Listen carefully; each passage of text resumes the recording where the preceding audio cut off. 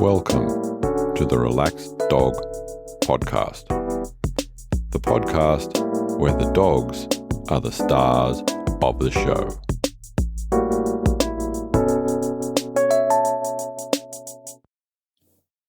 Welcome to episode 51 of the Relaxed Dog Podcast, sponsored by therelaxeddog.com. Thank you very much for listening. Welcome if you are a new listener, and welcome back if you've listened before.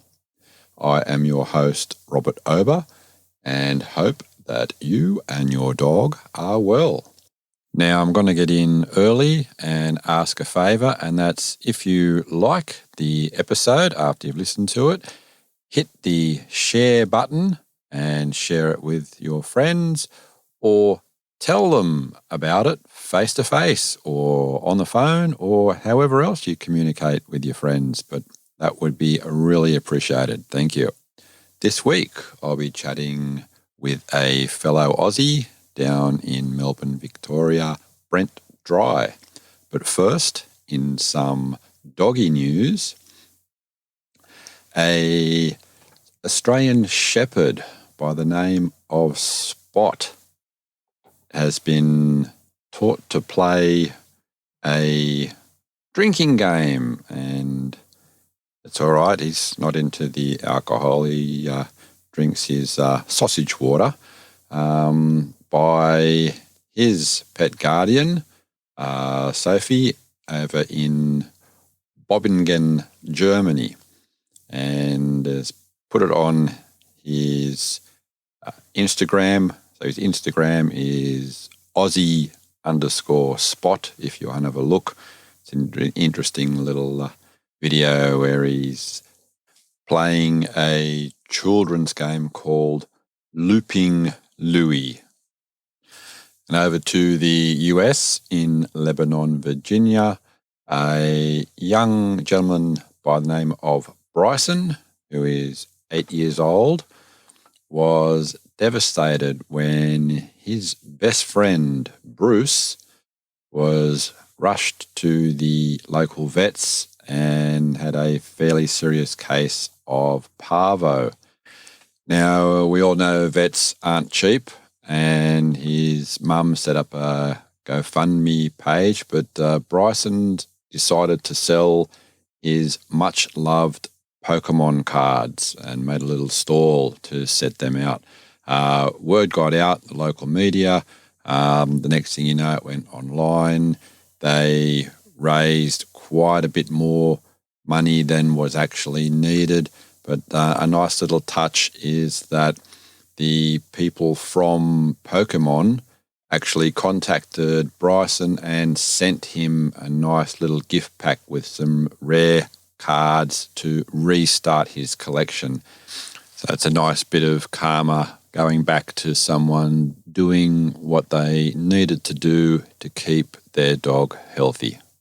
And speaking of health, I'm seeing a bit of advancement in the area with dogs being diagnosed with cancer, and it seems to be there's a couple of early detection systems now that they're doing with a blood test, and hopefully I'll have some more information on that soon.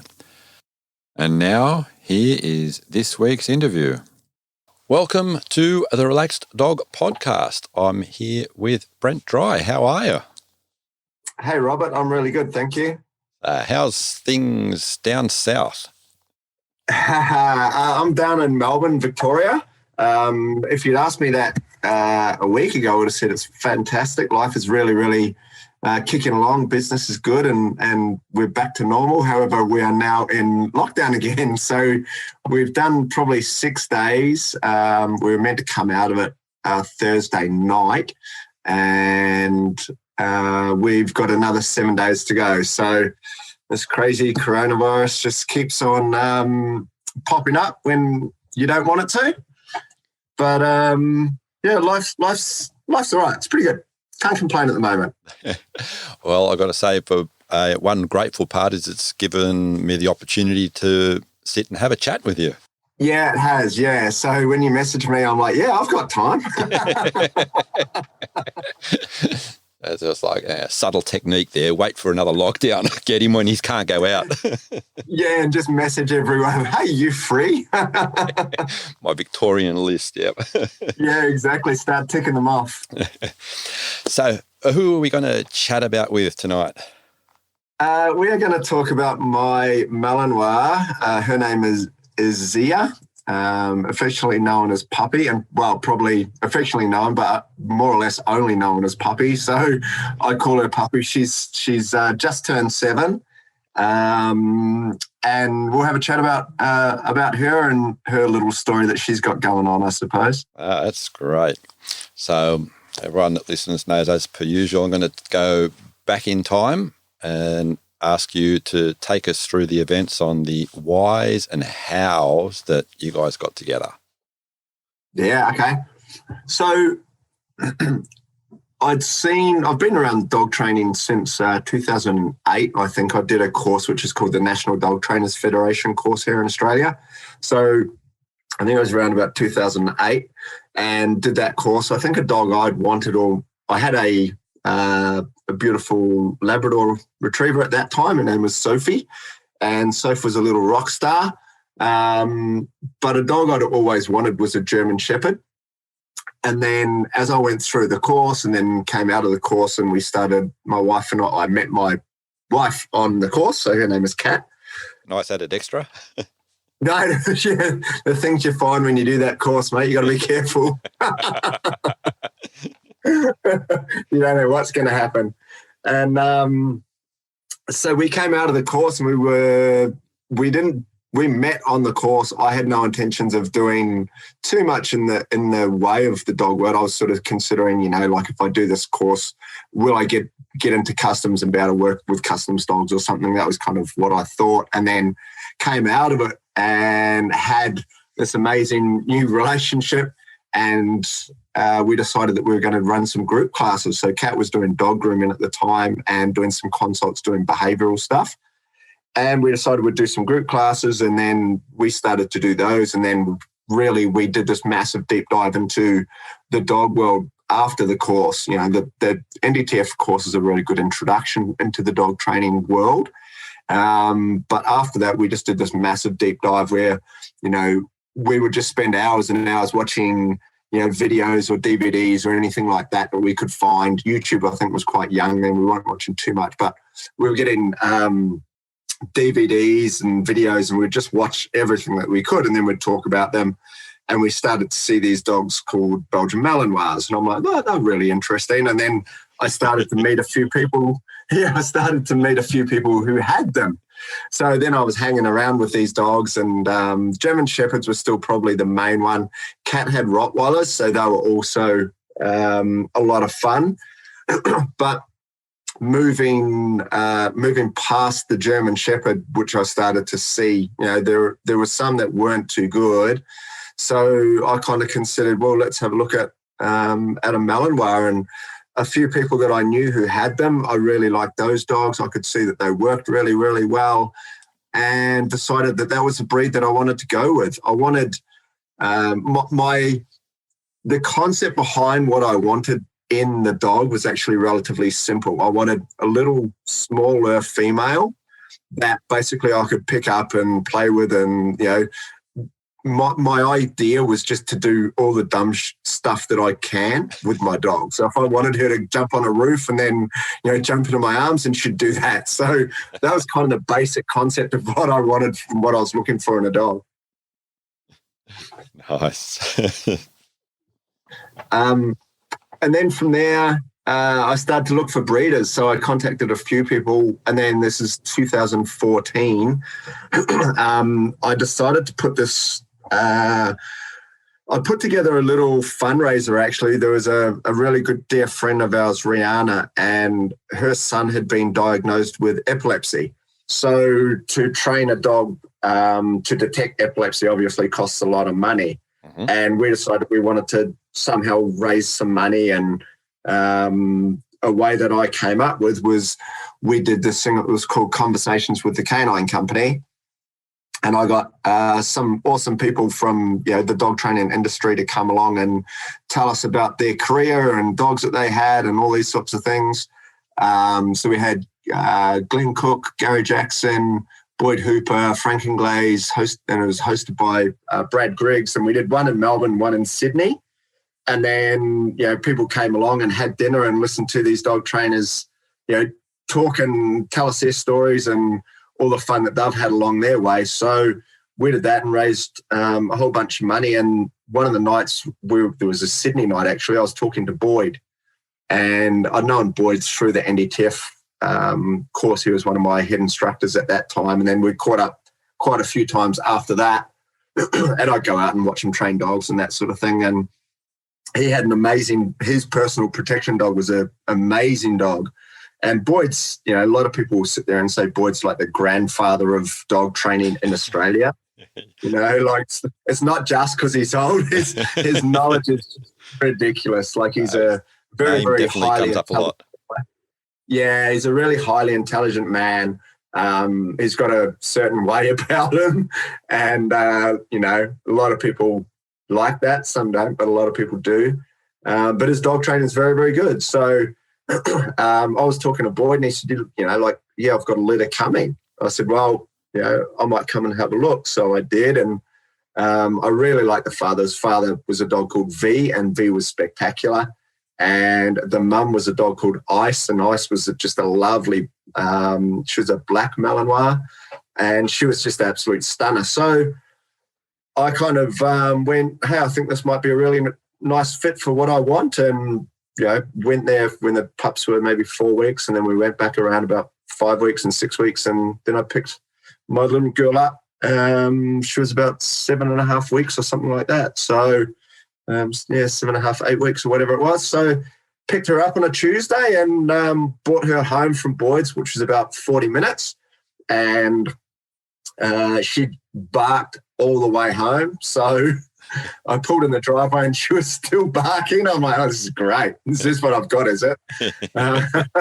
And we had our Rottweiler, whose name was Zuka at the time, and Zuka loved puppies, like absolutely loved them. I'd take him to puppy school, and, we've got photos of like these two little Chihuahua puppies walking over the top of this 45-kilo Rottweiler or 50-kilo Rottweiler as he's just lying on the ground trying to play with them.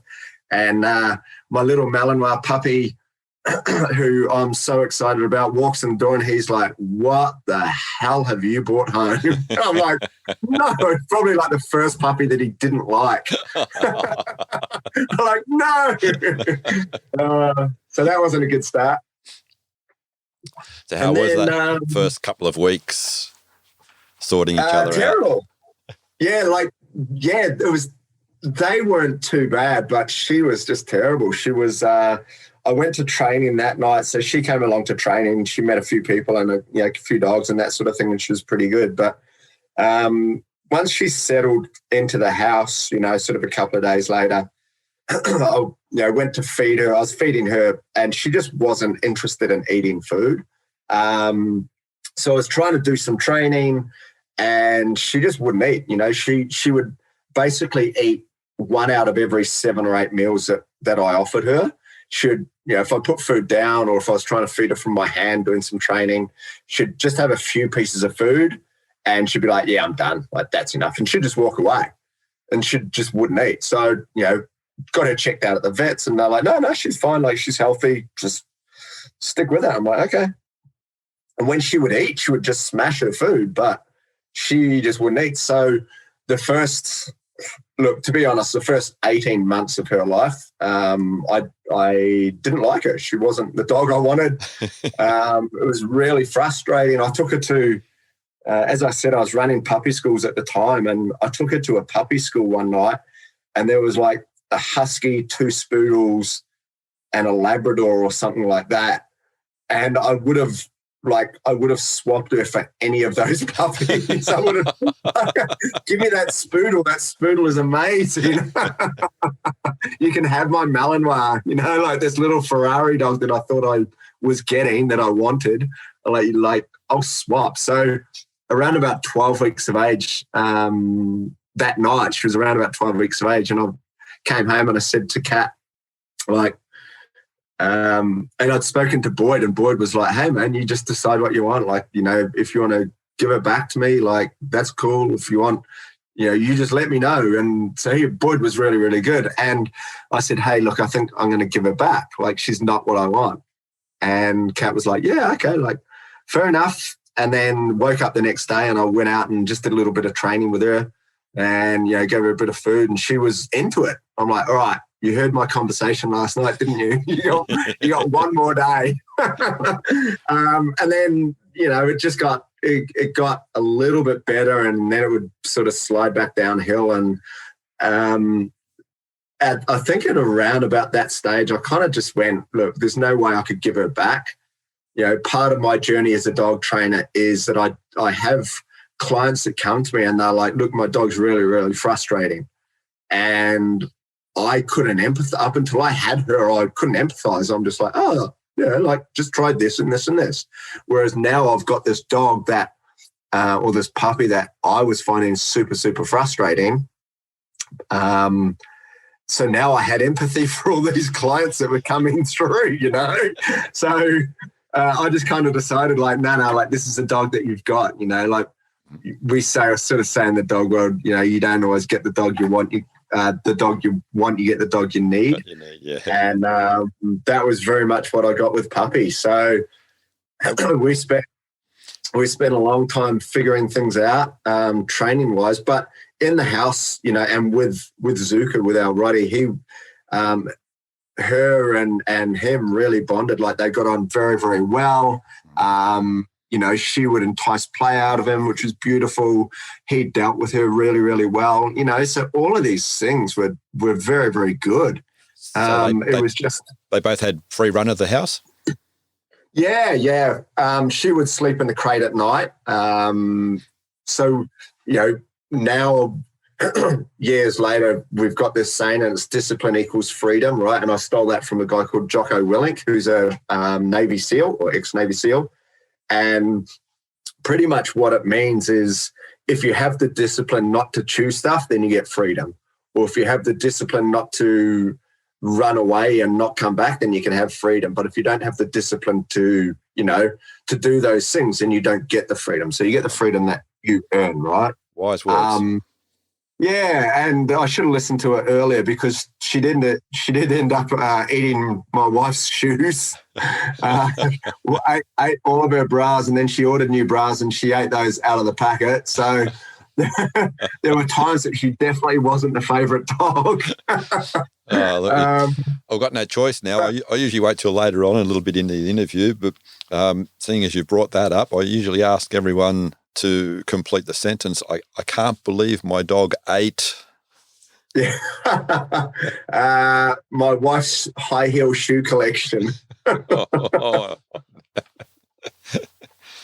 Yeah, and then I remember coming home and I said to Kat, she's like, she's eating another one. It wasn't like she'd eat both, she would just eat one. So then the pair is ruined, right? And I remember coming home one day and she's like, she's eating another one of my high heels. I'm like, well, put them up. Like, put them higher. And we walked in the bedroom and she showed me where she put them. And obviously Zia had just launched off the bed and grabbed one of them or something. And I'm just like, yeah, okay. They can't get too much higher than that. So, yeah, we'll go with the high heels. That's not too bad. Yeah. So that period was really, really interesting. And then there were a whole bunch of workshops or seminars that were being run in like down here in Melbourne, but also up in Sydney. So I took her along to a couple of these seminars. So there was a lady called Uta Bindels who came out from Germany. She was a world champion in IPO at the time, IGP. And Uta's an amazing lady. She was really, really cool. And I got a working spot with her with Puppy and you know, I said, hey, like, you know, this is my Malinois, and she's like, yeah, perfect. So we went out and got Puppy, and she's looking at me and looking at this dog, and she's like,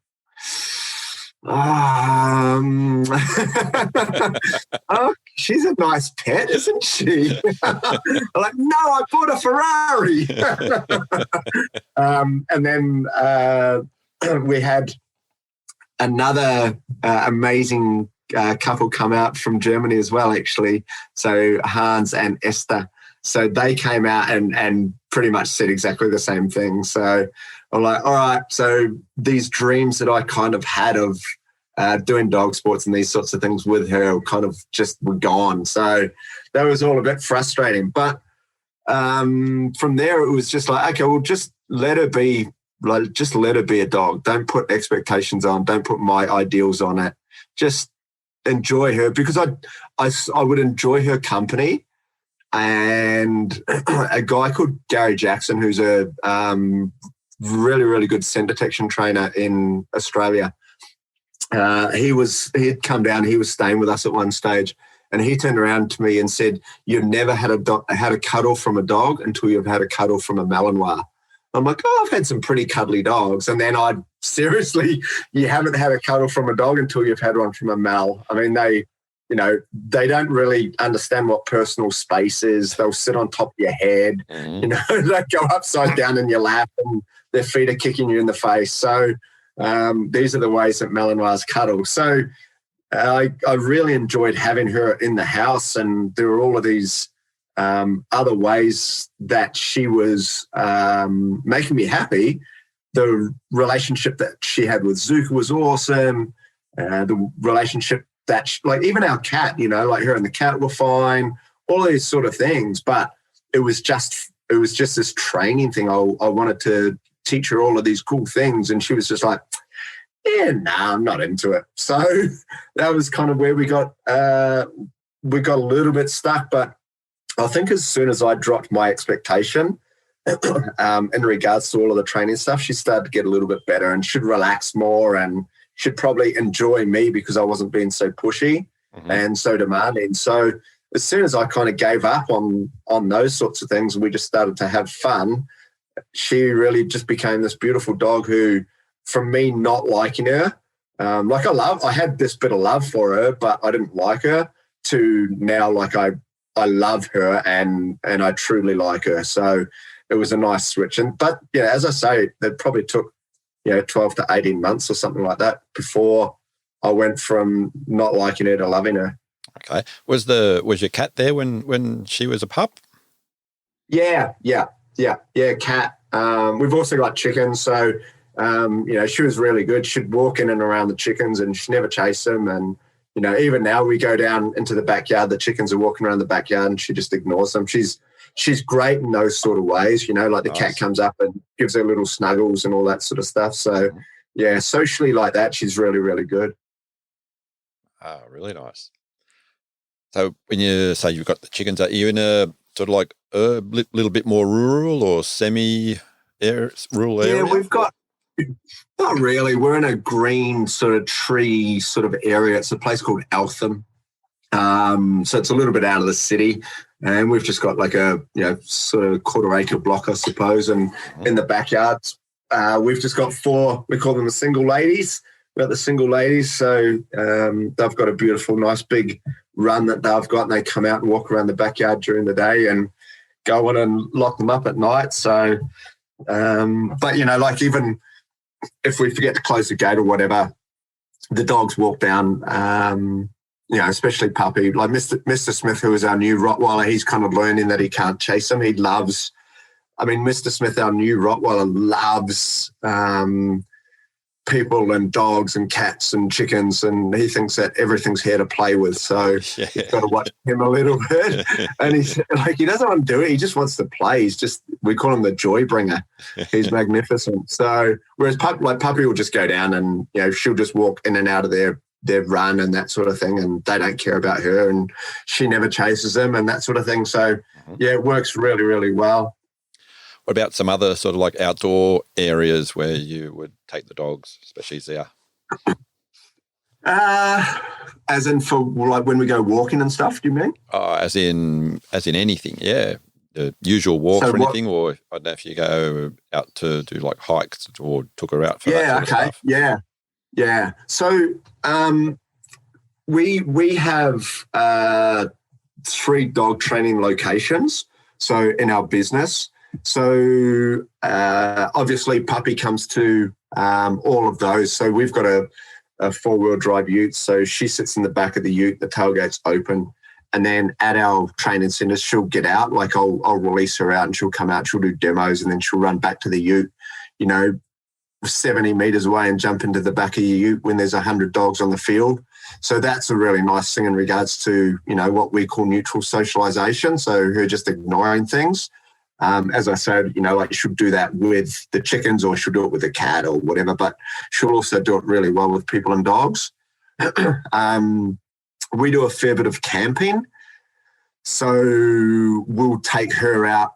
We take the dogs out camping whenever we go. Like if we go camping, the dogs are coming, so we can't go to national parks and that sort of thing. But when we're out and about, the dogs definitely come out with us, which is always really, really nice. And then, socially, it's quite funny actually. Last year in the middle of lockdown down in Victoria, I took Puppy out for a walk, and she was on like a 5-meter flexi lead or something. And we were out on a path and we were walking along. There's this couple walking towards me with a pushing a pram, and Puppy's walked past, walking towards them. She's 5 meters ahead of me. She steps off the path, ignores them totally, and keeps walking past. As they get past me, she gets back on the footpath, right, and walking along. And I just managed to video it, and I put it up on this Facebook group. And it was very, very interesting. Everybody in Australia was like, that's so awesome. Like, good job, Puppy. And then, like, so many of my American people in America were like, oh, my God, you should have recalled your dog. That's so irresponsible. It's like, if your dog was walking towards me like that and I was pushing a pram, I'd be, like, freaking out. I'm like, okay. And a few of us had a really good, like a few friends, like Americans and Australians. We had this massive big laugh about it. It's like, if you knew Zia and what she was like, that number one, if I thought there was any danger that she'd be coming back to me, like straight away, she doesn't even look at these people. She's just walking along. She goes, and like the people like chatting away, they say hi to me as they walk past. So, and there was loads and loads and loads of room where if I needed her to come away, she would have done it. So that was a really good one. But there's some nice little areas. Like we are in quite a nice green area. So where we walk, we stick to a lot of the tracks, a lot of the paths. There is a nice, beautiful spot that we'll go to, which takes us down to the Yarra River, where she can go and have a swim and that sort of thing. I'm from New Zealand, mate, so anytime I'm walking, like I've always got like snakes in my head, so it doesn't matter.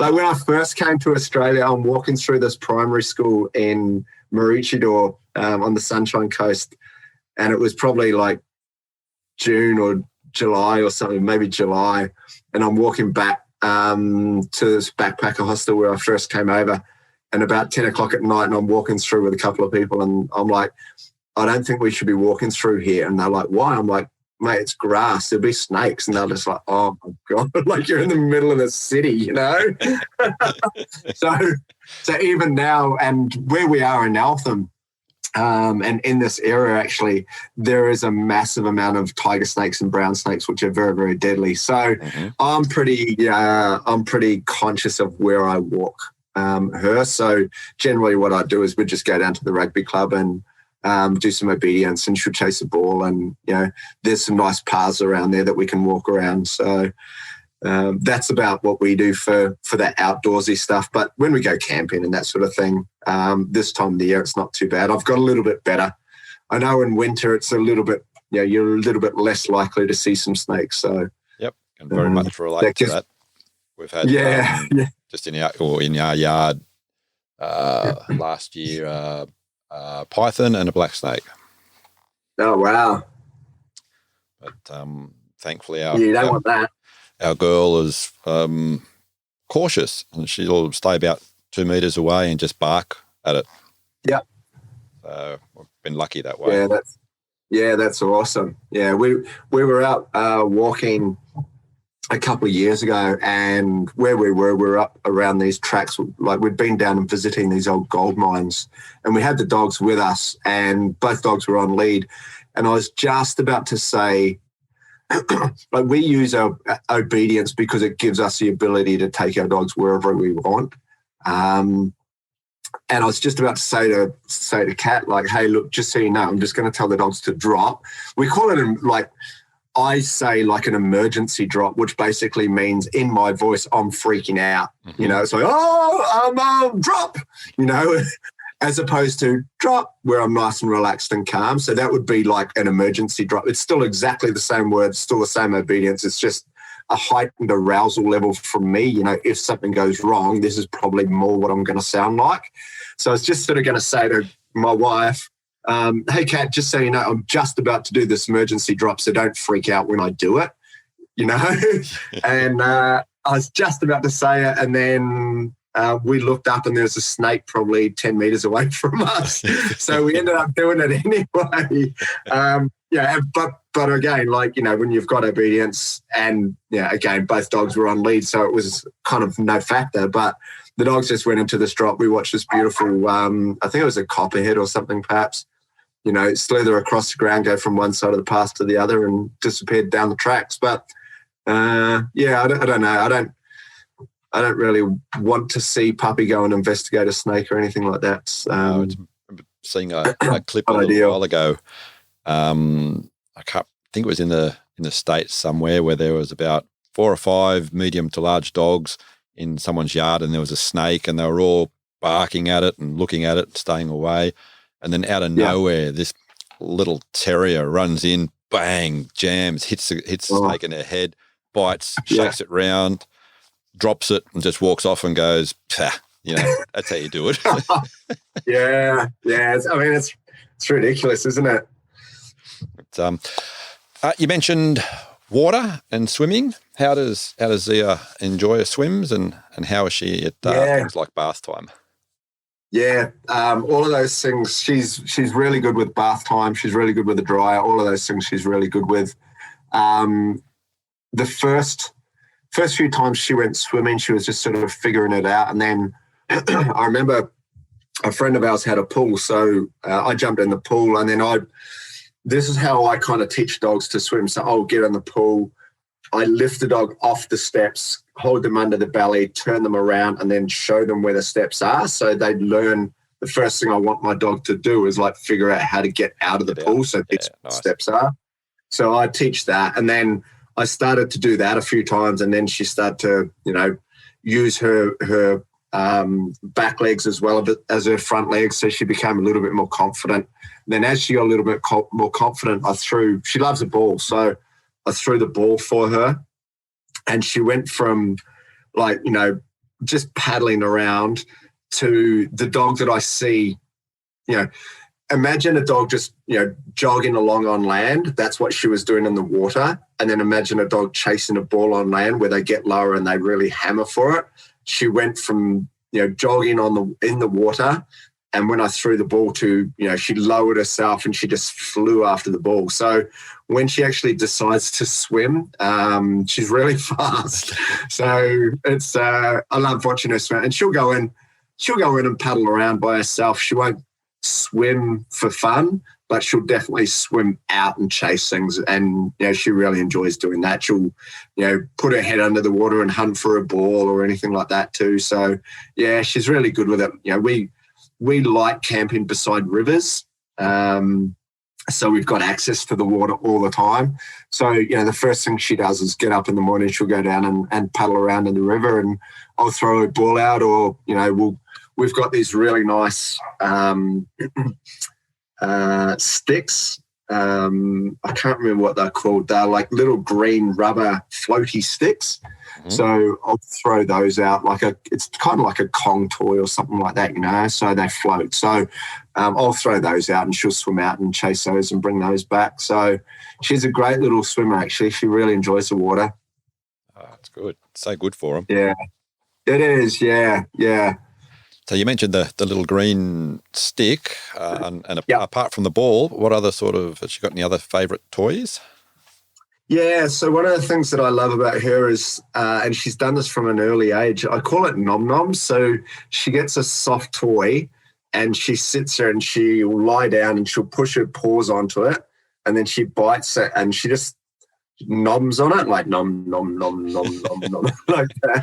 So she does that. And she's done it from, when she was just a little puppy. So, and she does it, she brings she gets her nom nom and brings it to bed every night and she'll nom nom before she falls asleep and she'll wake up in the morning. She'll wake up and go, time to get up. I'm like, go get your nom nom. So she'll run off and she'll pick it up and bring it back to bed or something. So, she's got her nom noms, which she loves. She loves playing tug, which is really good, whether it's on a sleeve or like just a two-handed tug or whatever. I've played a lot around, played with a lot of different types of training. So we've done things like scent detection, we've done tracking, and then I've done some of the GRC stuff. Have you had anyone doing GRC come on? No, not fully into it, no. Yeah, so I'm definitely not fully into it, but we do have, we've passed the SR test, which is like the social responsibility test. So I think we're up to our second leg on that. I keep forgetting. I think we're up to the second leg of that, which is good. Yeah, nice. And we've also done spring pole. So we've qualified for spring pole. I think I've got the first two parts of that. I forget the titles involved. I always talk to Jazz and I'm like, Jazzy, I forget where I'm at. So she keeps me up to date with it. But the spring pole stuff she likes. So that's basically just a tug toy that's hanging off something, right? And then the dog is, on command running over and jumping up and biting it and hanging around and, outs on command and drops on command and that sort of thing. So she likes doing that sort of stuff, which is always really good. But definitely her favourite thing is chasing a ball. I mean, we'll go for a walk and she'll carry a ball around. She's not obsessed with it. Like we can have balls in the house and she'll carry it around, but, then she'll leave them. But if we're out and we're doing training, then definitely running and jumping and grabbing a ball. And, if I'm like, hey, do you want to do obedience for food or a ball? It's definitely no contest. It's always a ball for sure. It's a ball. Mm-hmm. And if you had to say from your point of view, the different activities that you just went through, what one would you say that she enjoys the most? Anything that is rewarded by her chasing a ball. All of the above. I would say, like her obedience is quite nice. Like it's not, she doesn't do world beating obedience or anything like that. But for what I want and what I expect her to do, for a pet dog, her obedience is really good. So she will do a lot of things. I mean, I enjoy watching her doing her tracking. I think that's something that if anybody wants to play around with doing tracking, we get in the dog's way a lot, like let the dog do it, let the dog figure it out, I think is a really good piece of advice. There are some amazing people that are out there who teach tracking. I've kind of done that a little bit on a few separate different types of people's advice. I've taken a little bit from this person, a little bit from this person. And I just really enjoy teaching that. That's been a lot of fun. The same for the scent detection. So anything that she really enjoys doing and then gets rewarded with a ball, I think is a lot of fun. But just basic obedience. I mean, her jumping into a heel position, getting rewarded with a ball is nice. So the one piece of obedience. Or the one obedience command, I think I love teaching the drop or down the drop. I love teaching that. And I think she now at 7 is slowly getting faster and faster and faster and understands it better. I've got 19-week-old puppies that probably drop a bit faster than what my 7-year-old Malinois does. But it's a position that I really, really like. So when I'm using a ball, she'll drop beautifully and does it really well. If I'm using anything else, it's usually a bit more hesitant. But now she kind of feels like it's her idea, and if she drops well, then all the good things happen. So Nice. that's a really nice thing for us to play around with. Mm-hmm. So, health-wise, has she had any issues that sort of like resulted in vet trips and stuff like that? Yeah, she's had a couple.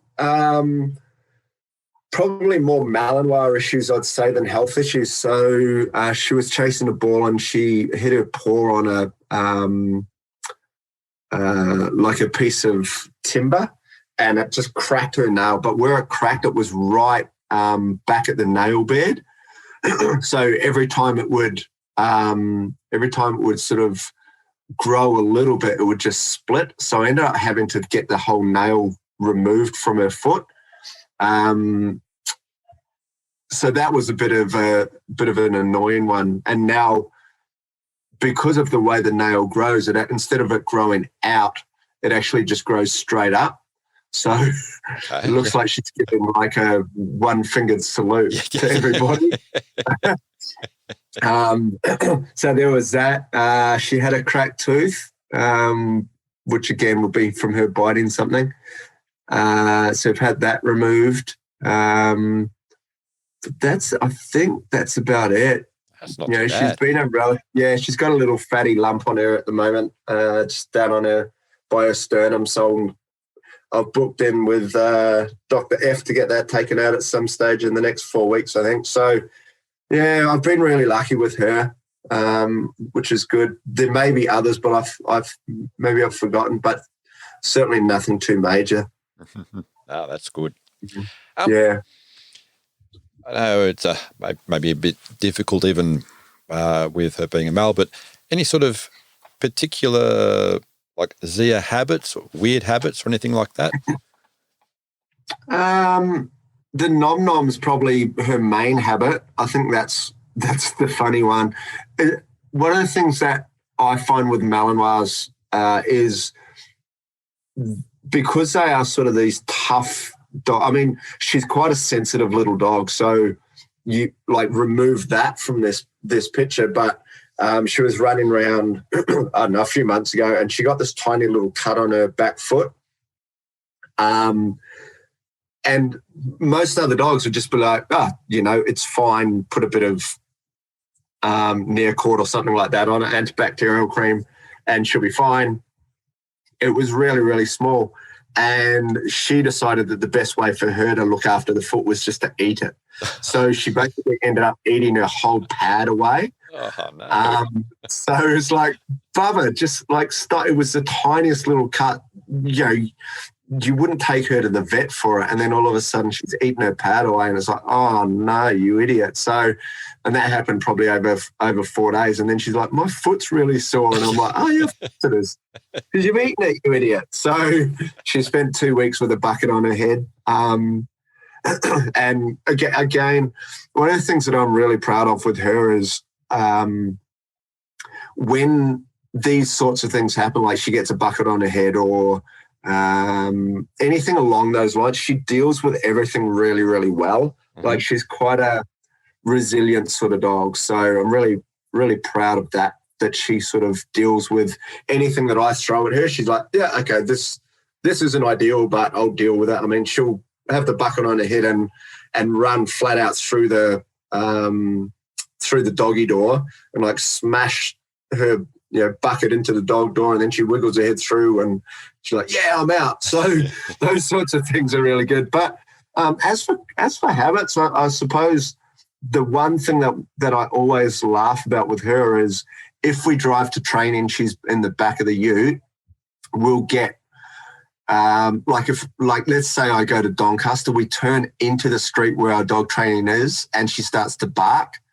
I come home and I turn into our street or probably 100 metres before I turn into the street, she'll start to bark. We drive to training on a Sunday morning. We go through the traffic lights. She starts to bark. And then when we go camping, there's a couple of spots that we go to. And there was one spot particularly, which is about 3 hours away. And then as we got about, I don't know, let's say 3 minutes away from where it is, 2 minutes away, she started to bark. So she kind of has this little thing of like, I know where we are, we're getting close. Yeah. So I'm announcing our arrival. Yeah. So it's annoying when you're rocking up to dog training, but when you're driving along to a campsite and you've been in the car for 3 hours and she starts to bark, it's like, how do you know where we are? So I mean, you've been to this dog training location, literally probably 400 times, so, or something ridiculous, 200 times if you go once a week. So that sort of thing. And then, but to go to a campground and you've been there twice, and then on a third visit, like, you're like, I know where we are. It's like, how does that happen? So that's pretty cool. I like that about her. Nice. Just thinking back a little bit, did you notice much or any change in behaviour when you guys had the extended bit of lockdown a while ago?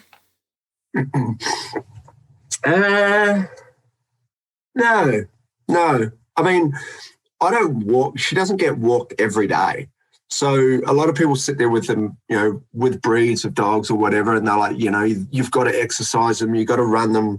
And I've always kind of had the thing of like, I want my dog to be a sprinter and not a long distance runner.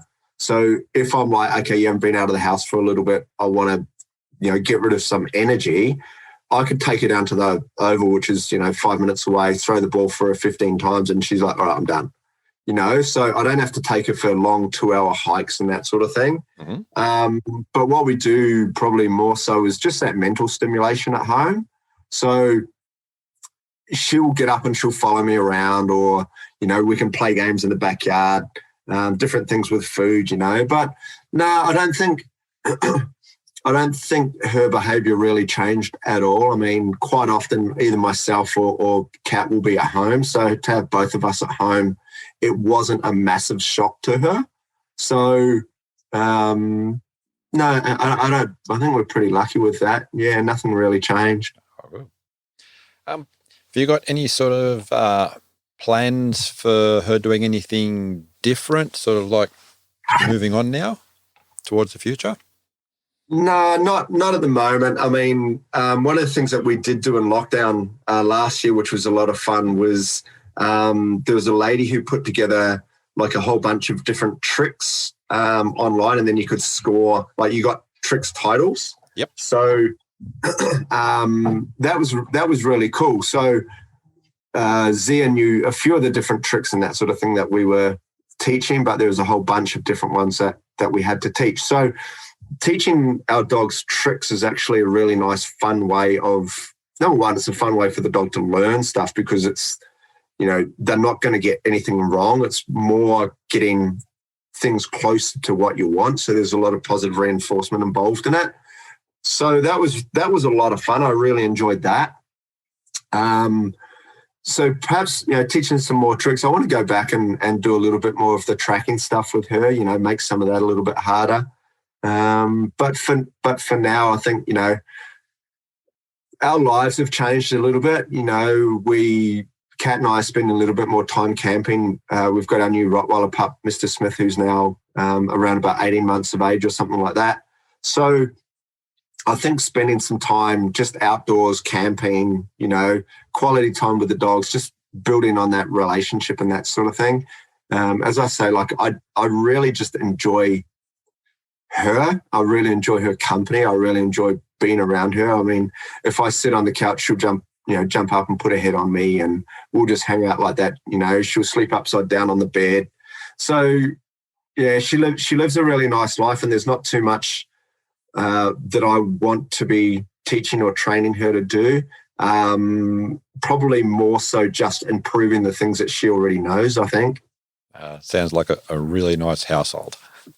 Yeah, it is. It's pretty relaxed and it's pretty calm, and it gets a little bit chaotic when Mr. Smith, our Roddy, decides that it's playtime. But apart from that, it's a nice place for us all to be in, actually. Like, we're all kind of on the same page. So I think that's a nice thing at the moment for sure.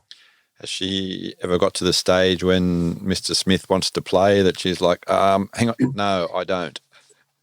She barks and is like, she's a barker for sure, as I found out, day one when I brought her home, as I said before. But even when she's like, come on, mate, I'm over it, he just elicits it from her anyway. So there's kind of not much, like, he'll go and steal a toy and walk past with the toy, and she's like, that's my toy. And he's like, yes, I've got her.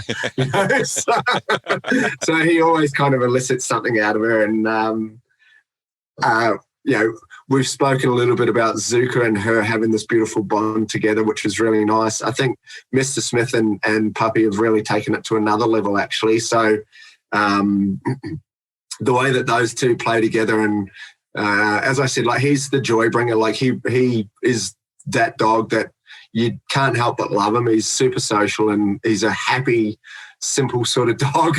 But he plays with her all the time, and she'll bite him on the face, and he's just like, "This is the best day ever."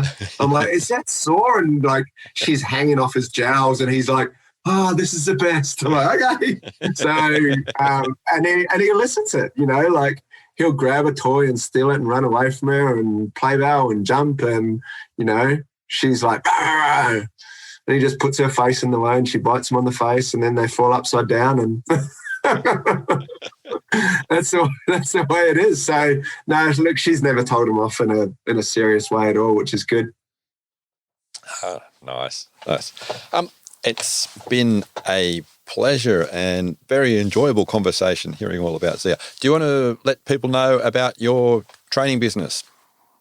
Yeah, sure, Robert. So my wife, Kat, and I, we have a business. It's called the Canine Company. We are based in Melbourne, probably the northern suburbs. So Eltham, Doncaster and South Morang, we have group locations, and then we do private consults and that sort of thing. We also run some seminars. We've been to New Zealand and a few different places around Australia, which have always been fun.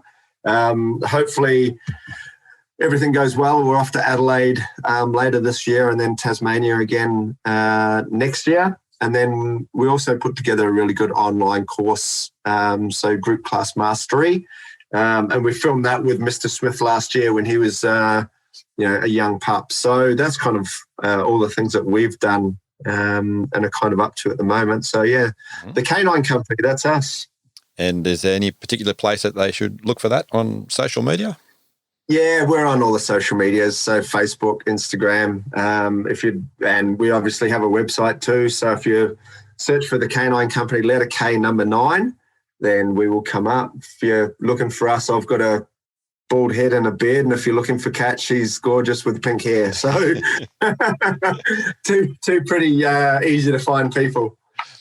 Oh, Brent, it's been, again, a pleasure, and hopefully you get through the next few days without too much of a drama and they don't extend anything more. So take care. Thanks, Robert. I really appreciate you having me on. It's always a pleasure to be asked on a podcast like this. So, thank you very much for listening. I hope you enjoyed the show. Don't forget, if you can share the episode with a friend, it would be amazing.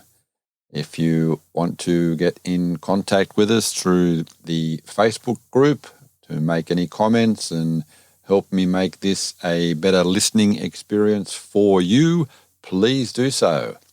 Until next week, stay safe and remember, your dog is family.